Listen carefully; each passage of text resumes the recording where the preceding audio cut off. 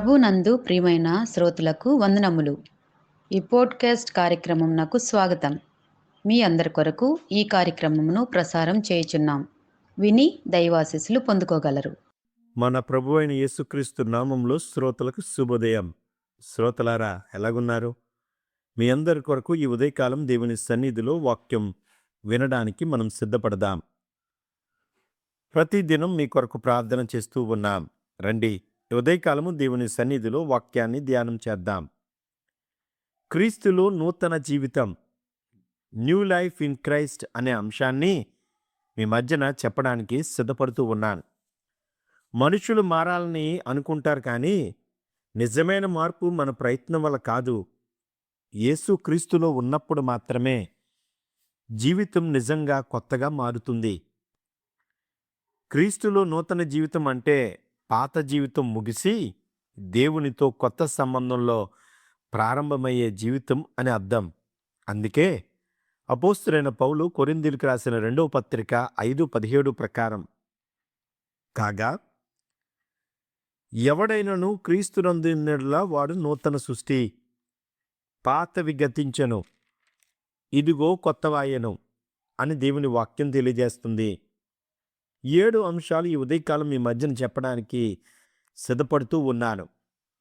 క్రీస్తులో నూతన జీవితం కొరకు మొదటిది, పాత జీవితం ముగింపు, కొత్త జీవితం ప్రారంభమవుతుంది. క్రీస్తుని స్వీకరించినప్పుడు పాత పాప జీవితం ముగిస్తుంది.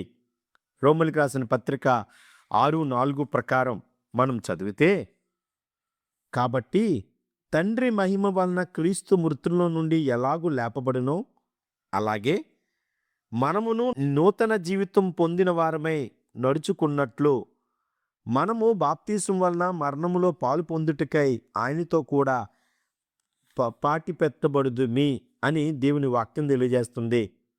అదేవిధంగా అపోస్తలుడైన పౌలు కొలస్సీయులకు రాసిన 2వ పత్రిక 12 ప్రకారం మన జీవితాలు పాత జీవితంతో ముగిసి కొత్త జీవితంతో ప్రారంభమవ్వాలి. అది క్రీస్తుతో కలగాలి. ఆత్మీయ పాఠమేటో తెలుసా? పాత అలవాట్లు, పాత ఆలోచనలు విడిచిపెట్టాలి. దీన్ని మన జీవితానికి ఎలా అన్వయించుకోవచ్చంటే, పాపముతో రాజీ పడకుండా పరిశుద్ధ జీవితం జీవించాలి. ఫలితం ఏంటో తెలుసా? మన ఆత్మీయ జీవితం కొత్త దిశను పొందుతుంది. ఉదాహరణకి, జక్కయ్య పాత జీవితం విడిచిపెట్టి నూతన జీవితాన్ని ప్రారంభించాడు. లూకాసు వార్త 19వ అధ్యాయం ప్రకారం పాత జీవితాన్ని వదిలిపెట్టి నూతన జీవితంలోకి వచ్చిన తర్వాత తన జీవితంలో మార్పులు మనం వెంటనే చూడవచ్చు. అది క్రీస్తుని స్వీకరించినప్పుడు మాత్రమే జరుగుతుంది. రెండవది, నూతన జీవితం దేవునితో సమాధానం ఇస్తుంది. క్రీస్తు ద్వారా మనకు దేవునితో సమాధానం లభిస్తుంది. రోమీయులకు రాసిన పత్రిక 5:1 ప్రకారం, కొలస్సీయులకు రాసిన పత్రిక 5:20 ప్రకారం క్రీస్తు ద్వారా దేవునితో మనకి సమాధానం లభిస్తుంది. అందుకే పాపం వలన వచ్చిన విభజన తొలగిపోతుంది. మన జీవితానికి దీన్ని ఎలా అన్వయించుకోవచ్చంటే, భయముతో కాదు, ధైర్యంతో దేవుణ్ణి సమీపించడానికి మార్గం కలుగుతుంది. ఫలితం ఏమిటో తెలుసా? మన హృదయాల్లో శాంతి నిలిచిపోతుంది.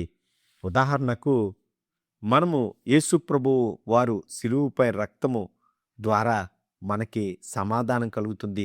ఈ లోకంలో యేసు ప్రభు వారు జన్మించడం ద్వారా ఆయనకిష్టమైన మనుషులకు భూమి మీద సమాధానం కలుగుతుందనే దేవుని వాక్యం మనం జ్ఞాపకం చేసుకున్న వారమై ఉన్నాం. మూడవది, నూతన జీవితం ఆత్మీయ స్వభావ మార్పుకు ఇది మనకి కలిగిస్తుంది. గలతీయులకు రాసిన పత్రిక 2:20 ప్రకారం, అదే గలతీయులకు రాసిన పత్రిక 5:22-23 ప్రకారం పరిశుద్ధాత్మలు మనలో పనిచేస్తాడు. ఆత్మ ఫలాలను ప్రతిరోజు మనం పెంపొందించుకుంటాం. మన జీవితం సాక్ష్యంగా మారుతుంది. అందుకనే ఉదాహరణకి పౌలు జీవితం మారిన తర్వాత మనం చూడవచ్చును. నాలుగవది, నూతన జీవితం ఆశతో నిండిన జీవితం, హోప్తో ఉండిన జీవితం. అందుకనే క్రీస్తులో ఉన్న వారికి జీవమైన ఆజీవముకై ఆశ కలుగుతూ ఉంటుంది. రోమీయులకు రాసిన పత్రిక 8:24 ప్రకారం, కష్టాలు మనల్ని కృంగదీయలేవండి. పరిస్థితుల కన్నా దేవుని వాగ్దానాలపై మనం దృష్టి పెట్టాలి. ఫలితం ఏమిటో తెలుసా? నిరాశకు చోటు ఉండదో ఆశ దేవుని మీద ఉంటుంది. అందుకే ఉదాహరణకి యోబు కష్టకాలాల మధ్యన కూడా ఆశను వదిలిపెట్టలేదు, దేవుని మీద ఆధారపడ్డాడు. ఐదవది నూతన జీవితం, పరిశుద్ధమైన జీవితం. దేవుడు మనల్ని పరిశుద్ధులుగా జీవించమని పిలిచాడు. కానీ పాపాత్ములుగా, పాపరోత జీవితాలతో, ఈ కల్మషాలతో, కబంధాలతో ఈ లోకంలో మనం ఉండిపోవద్దడానికి దేవుడు మనం పిలవలేదు. కాబట్టి దేవుడు మనం పిలిచిన పిలుపుకు మనం పరిశుద్ధులుగా జీవించడానికి సిద్ధపడాలి. ఎఫెసీయులకు రాసిన పత్రిక 4:24లో ఉన్న మాట ప్రకారం పరిశుద్ధత ఒక ఎంపిక. మన మాటలు దేవునికి ఇష్టలుగా, మన పనులు దేవునికి ఇష్టంగా ఉండాలన్నదే దేవుని వాక్యం మనతో మాట్లాడుతుంది. దేవుని సమీపాన్ని మనం అనుభవించాలంటే పరిశుద్ధత మనలో ఉండాలి. అందుకే దానియేలు అపవిత్రతను తిరస్కరించాడు. దానియేలు గ్రంథం 1వ అధ్యాయంలో చివరికి దేవుడితో సంబంధాన్ని కలిగి ఉన్నాడు. ఆరోది నూతన జీవితం, సేవతో నిండిన జీవితం. నూతన జీవితంలో స్వార్థం ఉండదు, సేవకు పిలుపు మాత్రమే ఉంటుంది. ఎఫెసీయులకు రాసిన పత్రిక 2:10 ప్రకారం మనం చదివితే మత్తయి సువార్త 20:28లో ఉన్న వాక్య ప్రకారం నూతన జీవితం, సేవతో నిండిన జీవితం. దేవుడు మనల్ని మంచి కార్యాలకే సృష్టించాడు. మంచి పనులకు దేవుడు చేయమని మనల్ని దేవుడు మనకు ఆజ్ఞిస్తున్నాడు. ఇతరులకు ఆశీర్వాదకరంగా మనం మారాలని దేవుని మాట మనకు తెలియజేస్తుంది. మన జీవితం విలువైనదిగా మారుతుంది. ఉదాహరణకి తబిత సేవలతో గుర్తింపు పొందింది. అపోస్తల కార్యాలు 9:20-36లో ఉన్న ప్రకారం మన జీవితాల్లో మనం కూడా యేసు ప్రభు సేవ చేసి మంచి పేరు సంపాదించాలి. ఏడవది నూతన జీవితం నిత్య జీవనానికి దారిని మనకు చూపిస్తుంది. క్రీస్తులో నూతన జీవితం నిత్య జీవంతో ముగిస్తుంది. యోహాను సువార్త 10:10 ప్రకారం, రోమీయులకు రాసిన పత్రిక 6:23 ప్రకారం దేవుడు మాట్లాడుతున్నాడు. ఏలయనగా పాపం వలన వచ్చు జీతం మరణం, అయితే దేవుని కృపావరము మన ప్రభు అయిన యేసుక్రీస్తునందు నిత్య జీవం అనే వాక్యాన్ని దేవుడు మనకు బోధిస్తున్నాడు. ఈ లోక జీవితం తాత్కాలికమండి. పరలోకంపై మనం దృష్టి పెట్టాలి. పరలోకం మనం వెళ్ళడానికి సిద్ధపడాలి. మరణ భయం మన నుండి తొలగిపోయి నేను ఎక్కడ మరణిస్తే పరలోకంలో కళ్ళు తెరుస్తాననే సత్యాన్ని నీవు నేను గ్రహించాలి. అందుకే అపోస్తలుడైన పౌలు జీవించుట క్రీస్తే, మరణము అయితే లాభము ఫిలిప్పి 1:24లో అద్భుతంగా మాట్లాడుతున్నాడు. ముగింపుగా క్రీస్తులో మన నూతన జీవితం అంటే మారిన హృదయం, మారిన దిశ, మారిన గమ్యం. మన పాత జీవితం యేసుతో మనం పరిశుద్ధపరచుకోవాలి. మన కొత్త జీవితం యేసుతో ఆరంభం అవ్వాలి.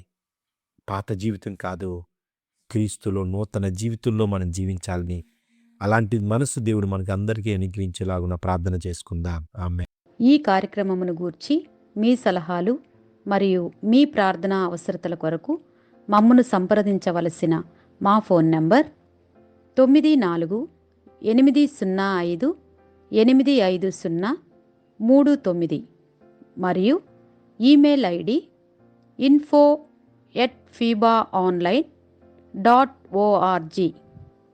మా ఫోన్ నంబర్ మరొకసారి 9480585039. Email ID info@fibaonline.org.